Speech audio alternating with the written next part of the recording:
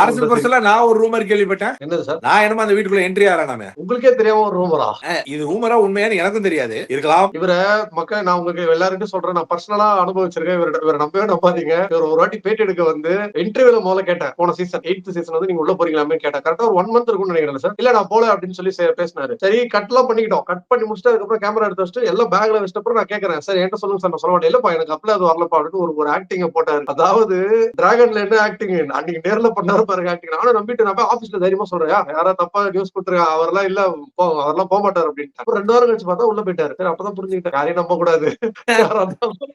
இனிமேல் நான் உள்ள போய் அங்க என்னடா வேலை இருக்க போகுது எனக்கு. அவங்களுக்கு நீங்க தேவைப்படலாம், உங்களுக்கு அவங்க தேவைப்படலாம். இது ரெண்டும் மக்களுக்கு தேவைப்படலாம். என்னால என்ன டிஆர்பி ஏற போகுது. எனக்கு தெரிய வந்த தகவல் என்னன்னா அந்த டாப் 4ல ஒரு பர்சனாலிட்டி உள்ள போய் அந்த 4th பர்சனை எதிர்பார்க்காத ஒரு நபர் உள்ள போய் கூட்டிட்டு வெளில வருவாங்களாம் கேள்விப்பட்டேன். அதை எதிர்பார்க்காத நபர் யாரா இருக்குன்னு போது பக்கத்துல இருக்கிற ரூமர்ஸ் எல்லாம் வந்து எம்பேர சொல்லிட்டு இருக்காங்க. I can't take all the responsibility. ஆள் காட்டி வரல் பாத்தீங்களா? ஆளை காட்டுது. நீங்க அது கேமரா காட்டுது. முதல்ல உதப்பேன் நானு. அதாவது யார் வேணா இருக்கலாம். அந்த 4th பர்சனை போய் கூட்டு வரதுக்கு. நீங்க சொல்றது எப்படி யார் வேணா இருக்கலாம். யார் வேணா இருக்கலாம். நானா கூட இருக்கலாம். ரவீந்திரன் அந்த மாதிரி பேட்மேனா கூட இருக்கலாம்.